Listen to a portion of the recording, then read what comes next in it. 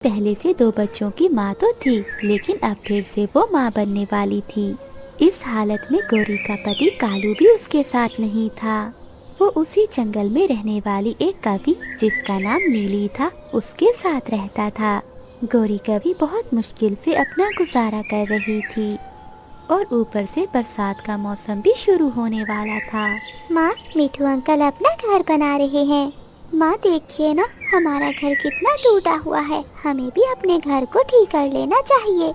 हाँ मुन्नी, तू ठीक कह रही है, मगर बेटी मैं इस हालत में कैसे घर को ठीक करूँगी? और तुम दोनों बहन भाई भी इतने बड़े नहीं हो कि घर की मरम्मत कर सको। मुन्नी बेटी रहने दो, जो होगा देखा जाएगा। गौरी कवि जल्द ही अंडे देने वाली थी, मगर इस हालत में भी उसके पति कालू को गौरी कवि पर जरा भी रहम नहीं आया। एक दिन गौरी कवि अपने घर लौट रही थी कि रास्ते में उसे उसका पति कालू कौवा मिलता है। कालू जी, कैसे हैं आप? ठीक हूँ। तुम कैसी हो गौरी? हाँ, मैं भी ठीक हूँ, मगर आपके बच्चे आपका रोज पूछते हैं कि उनके बाबा कब आएंगे। हाँ, तो कह दो कि बाबा कभी नहीं आएंगे। झूठी तसल्ली देने की कोई जरूरत नहीं है। अब मैं चलता हूँ, मुझे अपनी नीली जी के लिए ये फल लेकर जाने हैं। मेरी दूसरी पत्नी भी माँ बनने वाली है। फिर कालू कौवा वहाँ से चला जाता है और गौरी कवि भी वापस अपने घर लौट आती है।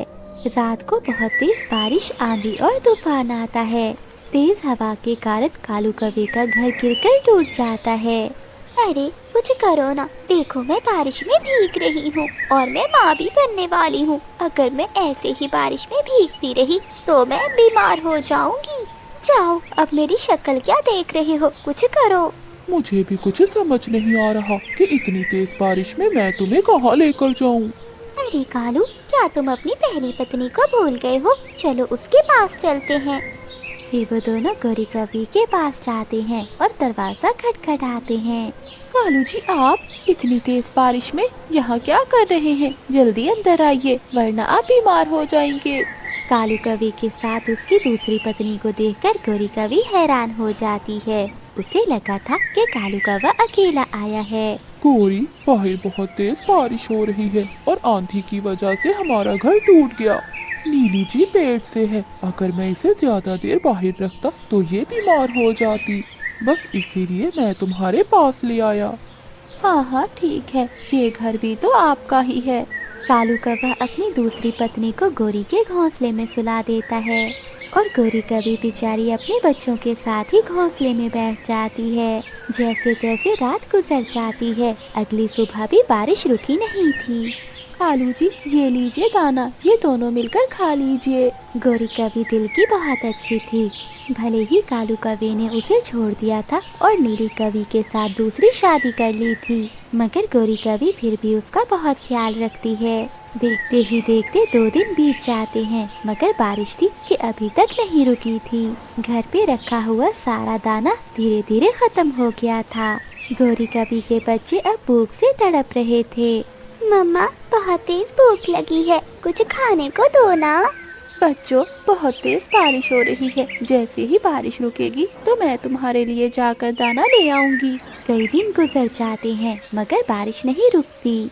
नीली कवि भी अब भूख से तड़प रही थी। कालू जी, देख क्या रहे हो? जाओ अब जाकर मेरे लिए कुछ लेकर आओ, भूख से मैं मर रही हूँ। अरे नीली पत्नी जी, देखो बाहर कितनी तेज बारिश है। अब मैं इतनी तेज बारिश में कहाँ चला जाऊँ? वो सब मुझे नहीं पता, मुझे अभी के अभी भोजन ला कर दो। इसके आगे मुझे कुछ भी नहीं सुनना। कालू कौवा तेज बारिश में अपने घर से बाहर निकलता है, जिसके बाद वो जंगल में भोजन की खोज करता है। उसे एक मीठा फल मिल जाता है।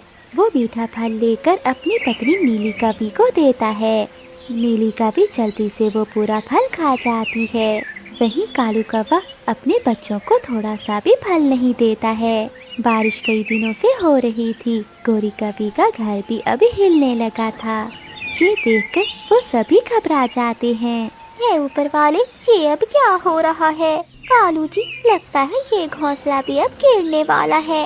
कालू जी, तुम एक काम करो, तुम इस गौरी कवि और बच्चों को इसके घोंसले से बाहर निकाल दो, तब इस घोंसले का वजन हल्का हो जाएगा और हम यहाँ कुछ और दिन गुजार सकेंगे। ये सुनकर गोरी कवि को बहुत गुस्सा आता है। क्यों? ये मेरा घोंसला है और मैंने तुम दोनों को अपने घर में रहने की जगह दी है, ये भूलो मत। ये सब मैं नहीं जानती, मैं तो बस इतना जानती हूँ कि मैं इस घोंसले में रह सकती हूँ और जो भी मैं कालू जी से कहूँगी कालू जी वही करेंगे। तुम अपने बच्चों को लेकर अभी के अभी यहाँ से निकल जाओ। फिर कालू कौवा अपनी पत्नी गोरी और अपने बच्चों को घर से बाहर निकाल देता है। मम्मा, अब हम कहाँ जाएंगे? इतनी तेज बारिश में पापा ने हमें घर से बाहर निकाल दिया। हाँ मम्मा, बाबा ने हमें घर से बाहर निकालते समय एक बार भी नहीं सोचा। गोरी कवि अपने दोनों बच्चों को साथ लेकर रानू चिड़िया के घर चली जाती है, मगर रानू चिड़िया का घर भी नीचे टूटा हुआ पड़ा था। फिर गोरी कवि अपने बच्चों को लेकर मिठू तोते के पास जाती है। मिठू तोते के घर पहले ही बहुत सारे पक्षियों ने आसरा लिया हुआ था। गोरी कवि मिठू का दरवाजा खटखटाती है। क्या हुआ गोरी, इतनी तेज बारिश में बच्चों के साथ यहाँ क्या कर रही हो? मिठू भैया, हमारी मदद करो, हमें अपने घर में रहने दो। तभी बातें सुनकर अंदर से रानू चिड़िया भी बाहर आती है। चिड़िया बहन, तुम जहाँ, मैं तुम्हारे घर गई थी मगर वो तो टूटा हुआ था। हाँ गोरी बहन, बारिशें बहुत दिन से हो रही हैं और जंगल के सभी पक्षियों के घर टूट गए हैं। मेरा घोंसला भी टूट गया है, इसीलिए मैं मिठू तोते के घर आई थी। हाँ गोरी, मेरे घर में अब और इतनी जगह नहीं है कि मैं तुम्हें भी रख सकूं। पहले ही मेरे घर में बहुत सारे पक्षी हैं। अगर मैंने किसी और को रख लिया तो ये घोंसला भी टूट जाएगा। मिठू भैया, आप ऐसा करें कि गोरी के बच्चों को मेरी जगह अपने घर रख लें। मैं और गोरी बाहर रह लेंगे। ठीक है चिड़िया, जैसा तुम कहो। फिर मिठू तोता गोरी के बच्चों को घर में ले जाता है। रानू चिड़िया और गोरी कवि बाहर बारिश में भीग रही थी। चिड़िया बहन, तुम्हारा बहुत बहुत धन्यवाद। तुमने मेरी मुश्किल समय में मदद की, मेरे बच्चों को बचा लिया। गोरी बहन, वो मासूम बच्चे हैं, वो मेरे बच्चों की तरह हैं। चिड़िया, मेरे बच्चों ने 2 दिन से कुछ नहीं खाया। गोरी बहन, मिठू के घर में भी दाना खत्म हो गया है, चलो हम जंगल से कुछ दाना ढूंढ कर आते हैं। फिर गोरी कवि और रानू चिड़िया जंगल में दाना ढूंढने चली जाती हैं। वो जंगल में दाना ढूंढ रही थी, तभी रानू चिड़िया को एक बड़ा पेड़ नजर आता है। पेड़ में एक बहुत बड़ी खोखर थी। गोरी कवि और रानू चिड़िया बारिश से बचने के लिए उस खोखर में जाकर बैठ जाती हैं। जब वो उस पेड़ की खोखर में जाती हैं, तो वहाँ बहुत सुंदर घोंसले थे। गोरी बहन, लगता है कोई पक्षी इस खोखर में रह कर गया है। हाँ चिड़िया, ये खोखर तो बहुत सुंदर है और यहाँ पर ढेर सारा दाना भी है। लगता है गोरी बहन, ऊपर वाले ने आपकी सुन ली। आज से ये घर आपका है, आप अपने बच्चों के साथ यहीं आकर रह लें। हाँ चिड़िया, तुम भी हमारे साथ रहोगी, हम सब मिलकर रहेंगे। फिर गोरी कवि अपने बच्चों को वहाँ ले आती है। दूसरी ओर वो दुष्ट कौवा और नीली कवि जिस घोंसले में रह रहे थे वो भी गिरकर टूट जाता है। वो दोनों मुश्किल से अपनी जान बचाते हैं। वो दोनों तेज बारिश में भीगने लगते हैं। अब उनके पास रहने के लिए कोई घर नहीं बचा था। ये कर्मों की सजा थी जो उन्होंने गोरी कवि और उसके मासूम बच्चों के साथ किया था। कालू कौवा खिड़की में बैठा मिठू तोते और हरियाली तोते के जाने का इंतजार कर रहा था। मिठू जी, मुझे बहुत भूख लगी है। हरियाली, मुझे तो प्यास लगी हुई है। हम दोनों नदी पर चलते हैं, वहाँ जाकर तुम फल खा लेना और मैं पानी पी लूँगा। ऐसा कहते हुए वो दोनों पति पत्नी नदी की ओर जाते हैं। पीछे से मौका देखकर कालू कौवा मिठू तोते के घर में घुस जाता है। अरे वाह, आज तो 2-2 अंडों का ऑमलेट बनाएंगे। गोरी बहुत खुश होगी। मिठू तोता और हरियाली तोती एक पेड़ पर बैठ जाते हैं। रुकिए मिठू जी, हम तो दरवाजे का ताला लगाना भूल गए हैं। हाँ हाँ हरियाली, वापस चलते हैं क्योंकि कल ही बुलबुल का अंडा किसी ने चुरा लिया था। फिर वो दोनों पति पत्नी अपने घर की ओर जाते हैं। मिठू जी देखिए, चोर, हमारे घर में चोर घुस आया है। कालू कौवे, आज तो मैं तुम्हें नहीं छोड़ूंगा। तुम मेरे अंडे चुराने आए थे। नहीं नहीं मिट्टू, मैं तो तुमसे मिर्ची लेने आया था। मैं तुम्हें बताता हूँ अभी। फिर हरियाली तोती और मिठू तोता मिलकर कालू कौवे को मारते हैं। कालू कौवा मुश्किल से अपनी जान बचाकर वहाँ से भागता है। क्या हुआ कालू, किससे अपने पंख तुड़वा कर आ रहे हो? गोरी, मैं तो तुम्हारे लिए मिट्टू के अंडे चुराने गया था।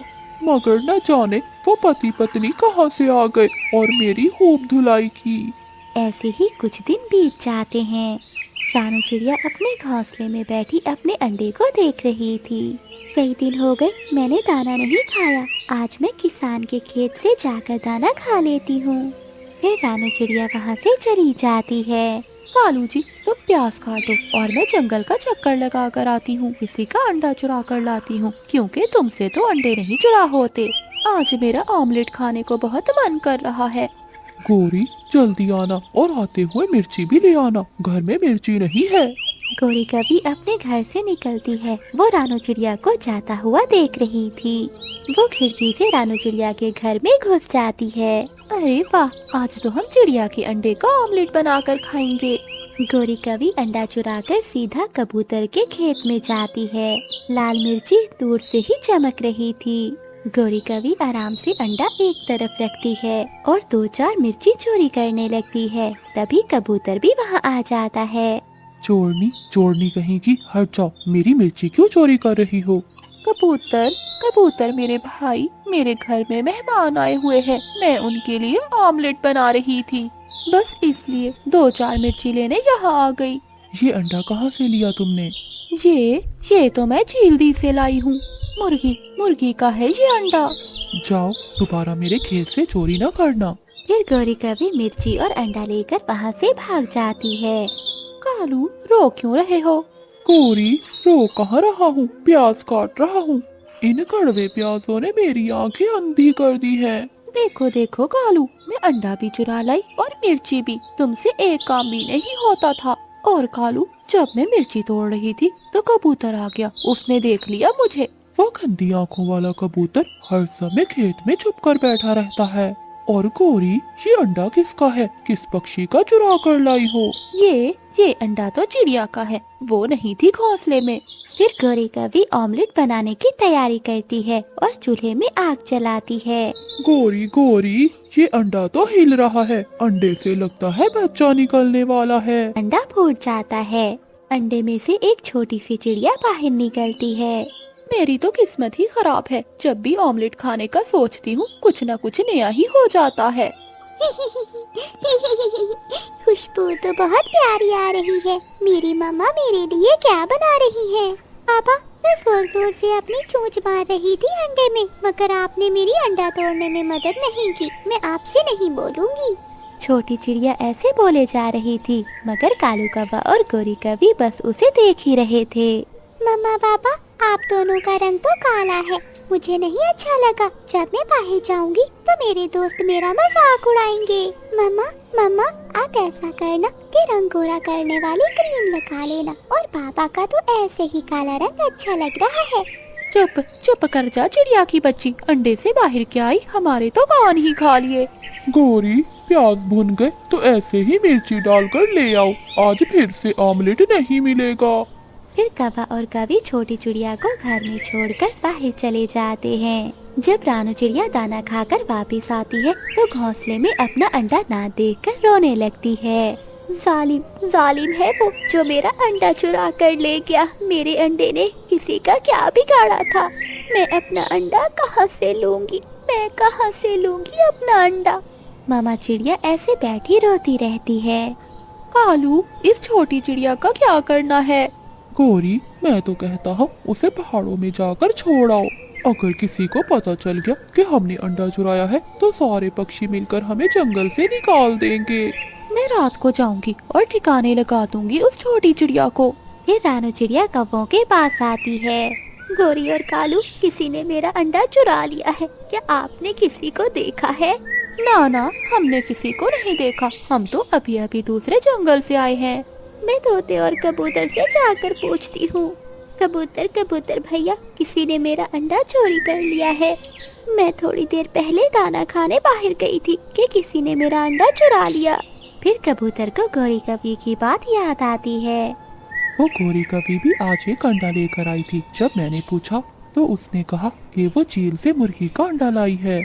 कबूतर भैया, वो कौवे तो मुझे रास्ते में मिले हैं, वो आज दूसरे जंगल गए हुए थे। रात हो जाती है। रानू चिड़िया अपने घोंसले में उदास बैठी हुई थी।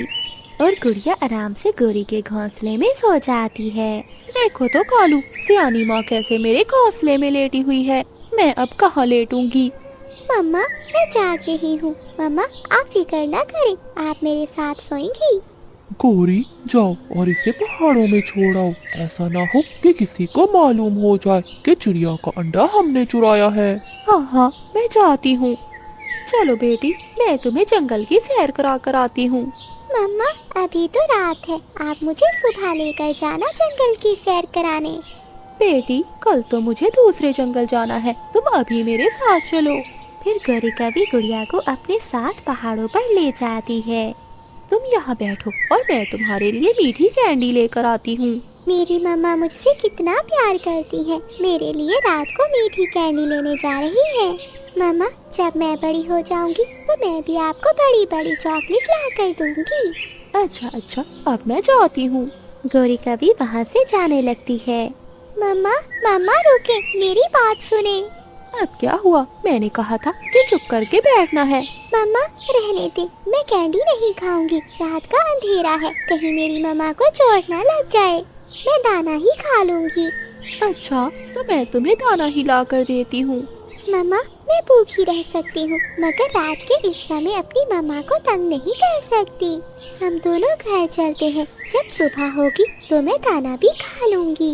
इस छोटी चिड़िया के तो हर बात से प्यार झलक रहा है, और मैं कितनी जालिम हूँ जो एक बच्ची को मारने चली थी। गौरी कभी ऐसा सोचती है और गौरी कभी की आंखों में आंसू आ जाते हैं। चलो बेटी, हम घर चलते हैं। गौरी कभी छोटी चिड़िया को वापस घर ले आती है। गौरी क्या हुआ, इसे वापस क्यों ले आई हो? कालू, मैंने सोच लिया है कि मैं कल इसे इसकी माँ के पास छोड़ आऊंगी। गौरी ऐसे तो हम पकड़े जाएंगे। जो होगा देखा जाएगा। अगली सुबह हो जाती है। गौरी कभी छोटी चिड़िया को साथ लेकर रानू चिड़िया के पास जाती है। रानू चिड़िया, मैंने ही तुम्हारा अंडा चुराया था और ये बेटी तुम्हारी है। फिर रानू चिड़िया अपनी बेटी को गले से लगा। तुम ही हो वो चोर जो हर रोज हमारे अमरूद चोरी कर रहा है। गौरी मैं तो कहता हूँ इस मोटी चोंच वाले को पेड़ के साथ उल्टा लटका देते हैं, एक रात बंधा रहेगा तो अकल टिकाने आ जाएगी। नहीं नहीं काफो, मुझे माफ कर दो, मैं दोबारा यहाँ नहीं आऊँगा। अरे मिठू, क्या तुम हमें जानते नहीं हो? हम भला कव्वे कहाँ माफ करने वाले हैं। चलो कालू, इसे उल्टा ही लटकाते हैं, बहुत मजा आएगा। फिर वो कव्वे मिठू तोते को पेड़ से उल्टा लटका देते हैं। मिठू तोता सारी रात ऐसे लटका ही रहता है।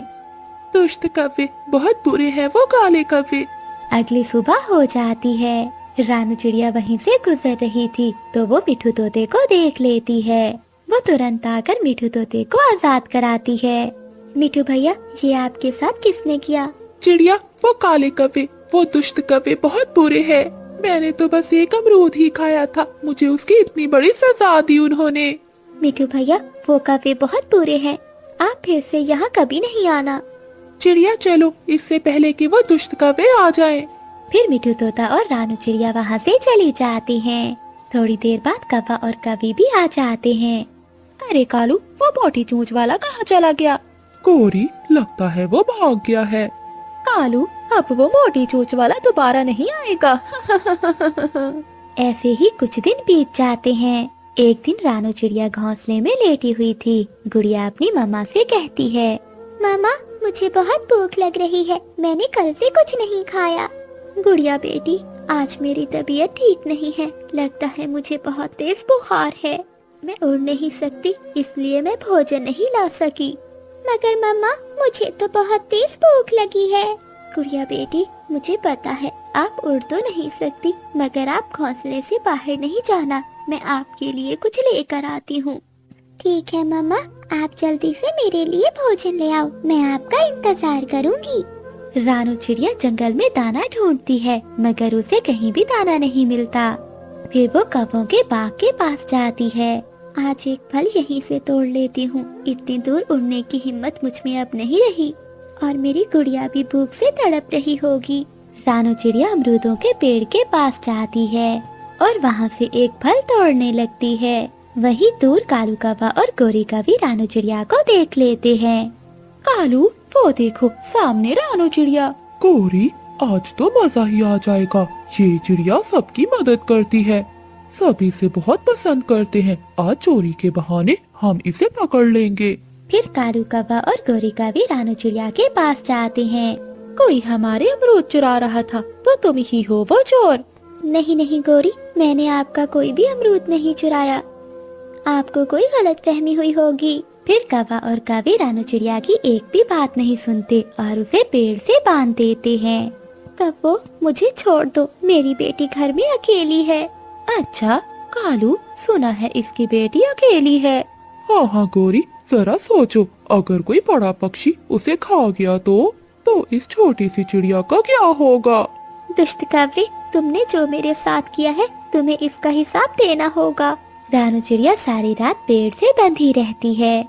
रानू चिड़िया की तबीयत पहले ही बहुत खराब थी। सारी रात बाहर रहने से वो और भी ज्यादा बीमार हो जाती है।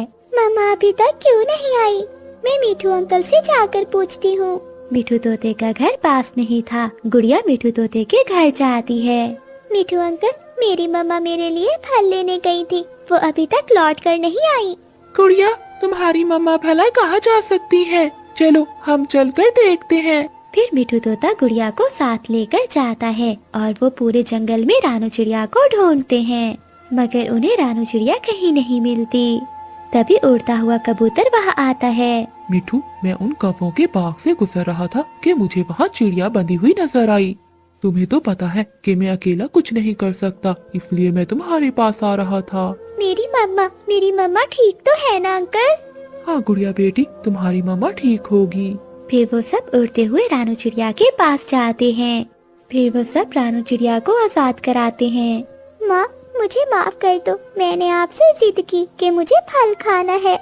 गुड़िया बेटी, तुम चिंता नहीं करो, मैं बिल्कुल ठीक हूँ। फिर कौवा और कौवी भी वहाँ आ जाते हैं। कालू, जरा देखो इन पक्षियों को, इन सब की कितनी हिम्मत कि इन्होंने चिड़िया को आजाद कराया। काले कौवो, तुम बहुत बुरे हो, तुम दोनों को इसकी सजा जरूर मिलेगी। चलो कालू, इन पक्षियों को मजा सिखाते हैं।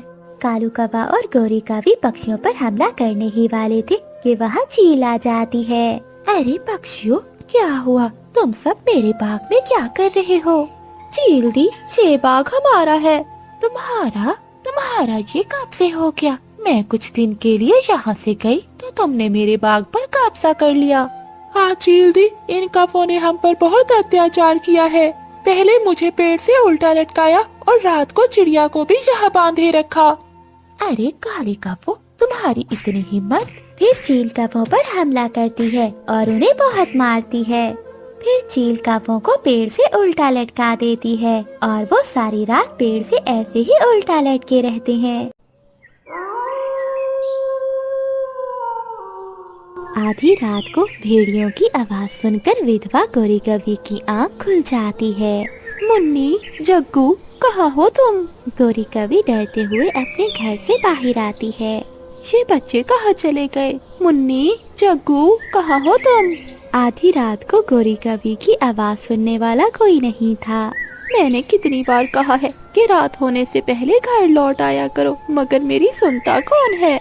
अब आधी रात को मैं उन्हें कहाँ ढूंढूं? आधी रात को गोरी कौवी पूरे जंगल में अपने बच्चों को ढूंढती है, मगर उन्हें अपने बच्चे कहीं नहीं मिलते।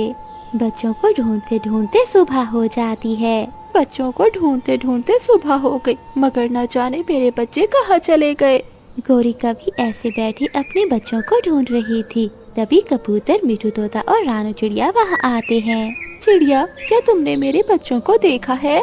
नहीं गोरी बहन, मगर क्या हुआ? पता नहीं चिड़िया, रात से मेरे बच्चे कहीं चले गए हैं। गोरी बहन, हम तीनों भी कल शाम मेरी माँ वाले जंगल में गए थे और अभी लौट रहे हैं, इसलिए हमने भी आपके बच्चों को नहीं देखा। मगर गोरी बहन, आपको तो पता है ना कि रात को जंगल में कितना खतरा होता है। गोरी, तुम्हें तो पता है उन जालिम चीलों का। मासूम पक्षी तो उनका पहले शिकार होता है। कहीं ऐसा तो नहीं कि उन जालिम चीलों ने तुम्हारे बच्चों को मार दिया हो? ऐसा मत कहो मिठू भाई। तो गोरी, तुम ही बताओ कि वो रात के गए अभी तक क्यों नहीं लौटे? ऐ ऊपर वाले, मेरे बच्चे सलामत हो। फिर गौरी कवि अपने बच्चों को ढूंढते ढूंढते आगे चली जाती है। अपने बच्चों को ढूंढते ढूंढते वो एक नदी के पास जाती है, जहाँ एक कौवे के साथ उसे अपने बच्चे दिखाई देते हैं। मुन्नी, जग्गू, माँ आप रात भर कहाँ थे मेरे बच्चों? मैं तुम्हें रात से पागलों की तरह ढूंढ रही हूँ। दरअसल कसूर इनका नहीं है, ये कल रात मेरे बच्चे के साथ खेलने आए थे, मगर रात होने के कारण मैंने इन्हें घर नहीं जाने दिया। हाँ माँ, अंकल की बेटी गुड़िया हमारी दोस्त है, इसलिए हम उससे खेलने यहाँ आए थे। बच्चों, तुम्हें पता भी है कि रात से मैं कितनी चिंता में थी। मम्मा, अंकल हमें घर ही छोड़ने आ रहे थे। बच्चों को देखकर गौरी कवि की जान में जान आती है। मेरे बच्चों की जान बचाने के लिए आपका बहुत बहुत शुक्रिया। ये तो मेरा फर्ज था। अगर आपको बुरा न लगे तो मैं आपसे एक बात पूछूं? हाँ हाँ, पूछिए। आप इतने खतरों से खेलकर यहाँ आई, आपका पति कहाँ है? वो अब इस दुनिया में नहीं है। माफ करना, आपको दुखी करना मेरा मकसद नहीं था। चलो बच्चों, चलें घर। एक बात कहूँ, अगर बच्चे रोज आना चाहे तो उन्हें यहाँ आने देना, मैं उन्हें अपनी बेटी जैसा ही प्यार करूँगा। जी जरूर। अब गौरी कवि के बच्चे हर रोज कालू कवि की बेटी से मिलने आया करते थे और साथ में गौरी कवि भी आती थी। कालू कौवा और गौरी कवि मन ही मन में एक दूसरे को पसंद किया करते थे। एक दिन कालू कौवा गौरी कवि से कहता है, गौरी जी, एक बात पूछूं? जी जी, पूछिए। अगर आपको कोई अच्छा सा कौवा मिल जाए तो क्या आप उससे शादी करोगी? इस बारे में तो मैंने कभी सोचा ही नहीं, मगर आप मुझसे क्यों पूछ रहे हो? असल में मैं भी अकेला हूँ। मेरी पत्नी जालिम चीलों का शिकार बन गई थी। मैं भी अपनी बेटी के लिए एक अच्छी माँ के इंतजार में हूँ। अगर आप चाहो तो हम दोनों शादी कर सकते हैं। जब से मेरे पति हमें छोड़कर गए हैं, मैं भी यही चाहती हूँ कि मेरे बच्चों को पिता का प्यार मिले, मगर अब कोई ऐसा मिलता ही नहीं जो मेरे बच्चों का पिता बन सके। अगर तुम चाहो तो मैं तुम्हारी सारी जिम्मेदारी लेने के लिए तैयार हूँ। ये सुनकर गौरी कवि चुप कर जाती है। क्या हुआ गौरी जी, आप चुप क्यों कर गई? मुझे कुछ सोचने का समय दें, मैं आपको सोचकर जवाब दूंगी। फिर गौरी कवि अपने बच्चों के साथ घर चली जाती है। कालू जी बहुत अच्छे हैं, मुझे लगता है कि वो हमारा बहुत ख्याल रखेंगे। गौरी कवि रात भर कालू कवि के बारे में सोचती रही। अगले दिन वो कालू कवि के पास जाती है। कालू जी, क्या मेरे बच्चे आपको बाबा कह सकते हैं? ये सुनकर कालू कौवा बहुत खुश हो जाता है और फिर वो दोनों खुशी खुशी शादी कर लेते हैं। फिर कालू कौवा और गौरी कवि अपने बच्चों के साथ रहने लगते हैं। ऐसे ही कुछ महीने बीत जाते हैं। एक दिन वो सब बाहर बैठे होते हैं। माँ, भूख लगी है, कुछ खाना दो ना। मामा, मुझे भी भूख लगी है, कुछ दीजिए ना खाने को। बच्चों, रात होने वाली है, इस समय हमारा बाहर जाना सुरक्षित नहीं है। अरे गौरी, रात भर बच्चों को भूखा रखोगी क्या? बच्चों, तुम चिंता नहीं करो, मैं कुछ करता हूँ। मगर इस समय बाहर जाना खतरे से खाली नहीं है। गौरी, चाहे कुछ भी हो जाए, मगर मैं अपने बच्चों को भूखा नहीं रख सकता। अपने पति का बच्चों के प्रति प्यार देखकर गौरी कवि खुश हो जाती है। कालू जी, जल्दी लौट आना। गौरी, तुम चिंता नहीं करो, मैं अभी गया और अभी आया। फिर कालू कौवा जंगल में चला जाता है। कोई जालिम पक्षी आ जाए, इससे पहले जल्दी जल्दी फल तोड़ लेता हूँ। ऐसा सोचते हुए कालू कौवा फल के पेड़ से कुछ फल तोड़ने लगता है। तभी झाड़ियों के पीछे एक जालिम चील बैठी हुई थी।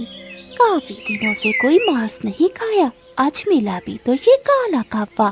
कोई बात नहीं, जैसा भी है मांस तो है, इसे खाकर मजा ही आएगा। फिर वो चील कालू कौवे पर हमला कर देती है। देखते ही देखते वो कौवे को मारकर खा जाती है। ये सब कुछ पेड़ के पीछे बैठी रानू चिड़िया देख रही थी। अरे, ये तो कालू कौवा है जिसकी अभी अभी शादी हुई थी। फिर एक दिन गौरी कवि फल खाते खाते सोचती है, ये फल बहुत मीठे हैं, मैं यहीं से पेट भरकर खा लेती हूँ और बाकी अपने बच्चों के लिए ले जाती हूँ। फिर गौरी कवि 3 फल लेकर वहाँ से उड़ती है, मगर रास्ते में एक फल गिर जाता है जिसका गौरी कवि को पता नहीं चलता। घर जाकर गौरी कवि तीनों बच्चों को फल देने लगती है। ये लो मुन्नी, ये फल तुम्हारे लिए और जग्गू ये तुम्हारे लिए। अपने बच्चों को फल देते हुए गौरी कवि को पता चला कि एक फल तो गिर गया है। अरे तीसरा फल कहाँ गिर गया? गुड़िया बेटी, लगता है तुम्हारा फल रास्ते में ही गिर गया है। गौरी की बात सच थी, मगर गुड़िया को गलतफहमी हो जाती है। सौतेली माँ हमेशा सौतेली ही होती है। ये मुझे भूखा रख रही है ताकि मैं यहाँ से चली जाऊँ। गुड़िया के दिल में अपनी मम्मा के लिए नफरत हो गई थी। एक सुबह जब गौरी कवि अपने बेटी को नदी पर पानी पिला रही थी। माँ, मुझे भी पानी पीना है। हाँ गुड़िया बेटी, मुन्नी के बाद मैं तुम्हें ही पानी पिलाऊंगी। गौरी कवि वहाँ बैठी हुई थी कि मिठू तोता वहाँ आता है। गौरी जल्दी करो, तुम्हारी सहेली नीली कवि की तबीयत बहुत खराब है। ये सुनते हुए गौरी कवि वहाँ से चली जाती है। ये सब कुछ गुड़िया देख रही थी। गुड़िया को अपनी माँ से और भी ज्यादा नफरत हो गई थी। सौतेली माँ हमेशा सौतेली होती है। वो अपने बच्चों को ज्यादा प्यार देती है और मुझसे सौतेला व्यवहार करती है। गुड़िया के दिल में अपनी माँ के लिए नफरत हो गई थी। अगर मुझे मम्मा का प्यार पाना है तो मुझे मम्मा के बच्चों को मारना होगा। फिर गुड़िया अपने बहन भाई को मारने का प्लान बनाती है। चलो मुन्नी और जग्गू, आज हम कुएं के पास खेलने चलते हैं। हाँ हाँ चलो, बड़ा मजा आएगा। मगर भैया, मम्मा को पूछे बिना हम कैसे जा सकते हैं? मम्मा के आने से पहले हम वापस आ जाएंगे। मम्मा को कुछ पता नहीं चलेगा। दोनों को मार डालने के इरादे से गुड़िया उन दोनों को कुएं के पास ले जाती है। अरे वाह, देखो कुएं में मैं तो दिख रही हूँ। फिर वो सब कुएं में देखने लगते हैं। वो दोनों कुएं में देख रहे होते हैं, तभी गुड़िया पीछे से उन्हें कुएं में धक्का दे देती है। जग्गू और मुन्नी कुएं में गिरकर मर जाते हैं। अब सौतेली माँ सिर्फ मुझे ही प्यार करेगी। फिर गुड़िया अपने घर जाने लगती है। रास्ते में उसे गौरी कवि मिल जाती है। गुड़िया, तुम यहाँ क्यों आई हो और घर पर कौन है? मम्मा, जग्गू भैया हमें खेलने के लिए जबरदस्ती काली पहाड़ी पर ले गए थे और वहाँ गुड़िया बेटी, वहाँ क्या? मम्मा, वहाँ एक चील ने भैया और बहना को खा लिया। नहीं। गुड़िया की बात सुनकर गौरी कवि के सर पर तो आसमान टूट पड़ता है। माँ, मैं हूँ ना, आप चिंता ना करें। हाँ बेटी, मुझे तुम पर पूरा विश्वास है कि तुम मेरा सहारा बनोगी। सौतेली माँ, अब तुम मुझे सगे बच्चों जैसा प्यार दोगी। वो दोनों अपने घर की ओर जा रहे थे कि रास्ते में एक जालिम चील उन्हें रोक लेती है। सामने चील को देखकर गौरी कवि अपनी बेटी से कहती है, गुड़िया बेटी, मैं इस चील को अपने पीछे लगाती हूँ और तुम अपनी जान बचाकर यहाँ से भाग जाओ। ये सुनकर वो चील कहती है, देख कवि, मुझे ज्यादा भूख नहीं है, मैं तुम दोनों में से किसी एक को ही खाऊंगी। अगर तुम दोनों यहाँ से भागने की कोशिश करोगे तो फिर मैं दोनों को ही खा जाऊंगी। जालिम चील, तुम मेरी बेटी को यहाँ से जाने दो, मैं अपनी जान देने के लिए तैयार हूँ। ये सुनकर गुड़िया दंग रह जाती है। गुड़िया चली जा यहाँ से। माँ, आप मुझे बचाने के लिए अपनी जान खतरे में डाल रही हो। इसी को तो माँ कहते हैं बेटा। चल जा गुड़िया, चली जा यहाँ से। सौतेली माँ जान बचा रही है। ये देखकर गुड़िया को अपने किए पर बहुत पछतावा हो रहा था। माँ, मैं नहीं, तुम अपनी जान बचाओ मेरी माँ। नहीं गुड़िया, मैं कह रही हूँ, जाओ यहाँ से, जाओ। नहीं माँ, अगर अब जान बचेगी तो वो बस मेरी माँ की, क्योंकि मैं आपकी गुनहगार हूँ। गुड़िया, ऐसा क्यों बोल रही हो? माँ, आपके सगे बच्चों को मैं अभी कुएं में धकेल कर आ रही हूँ। ये सुनकर गौरी कवि दंग रह जाती है। मुझे मर जाने दीजिए मम्मा, मैं आपकी गुनहगार हूँ। आखिर तुमने ऐसा क्यों किया गुड़िया? मम्मा, मुझे गलतफहमी हो गई थी। मुझे लगा कि तुम मुझसे प्यार नहीं करती हो और तुम्हारा प्यार पाने के लिए मैंने आपके सगे बच्चों को मार दिया। ये सुनकर गौरी कवि की आंखों में आंसू आ जाते हैं। बेटी, तुमने जो भी किया, मगर मैं तुम्हें मरने नहीं दूंगी। अपनी सौतेली माँ का प्यार देखकर गुड़िया बहुत पछताती है। जा बेटी, चली जा, यहाँ से भाग जा। जालिम चील कब से उन दोनों की बातें सुन रही थी। तू वही कवि है ना जिसकी कुछ समय पहले शादी हुई थी? तेरे पति का नाम कालू था ना? हाँ चील जी, उसे मैंने ही मारा था, मगर आज मैं तुम्हें नहीं मारूंगी। आज तुम दोनों को देखकर मुझे ये पता चल गया कि माँ का प्यार क्या होता है। तुम दोनों यहाँ से चली जाओ, आज मैं भूखी ही रह लूंगी। फिर वो दोनों अपने घर की ओर जाने लगते हैं। माँ, मुझे माफ कर दो। बेटी, माँ हमेशा माँ ही होती है, चाहे वो सौतेली हो या सगी। मैंने तुम्हें माफ किया। गौरी कवि अपने 2 बच्चों के साथ रहती थी। गौरी कवि पहले से 2 बच्चों की माँ तो थी,